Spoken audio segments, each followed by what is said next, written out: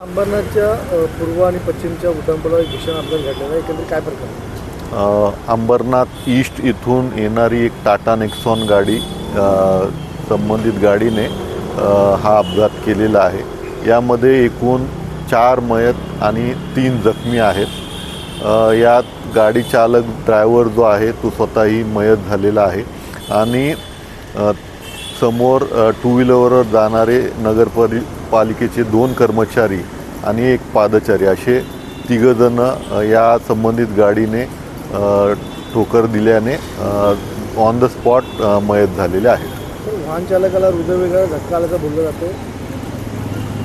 याबद्दल सदरचा जो ड्रायव्हर आहे त्याचं पोस्टमॉर्टम रिपोर्ट आल्यानंतरच आपल्याला विस्तृत सांगता येईल. सध्या संबंधितांचे पोस्टमॉर्टम सुरू आहे. सदर गाडीमध्ये शिवसेनेच्या उमेदवार असल्याची चर्चा आहे. काय संबंधित गाडीमध्ये अंबरनाथ ईस्टमधून चोबे म्हणून एक उमेदवार आहेत. ते घरी जात असताना हा प्रकार घडलेला आहे.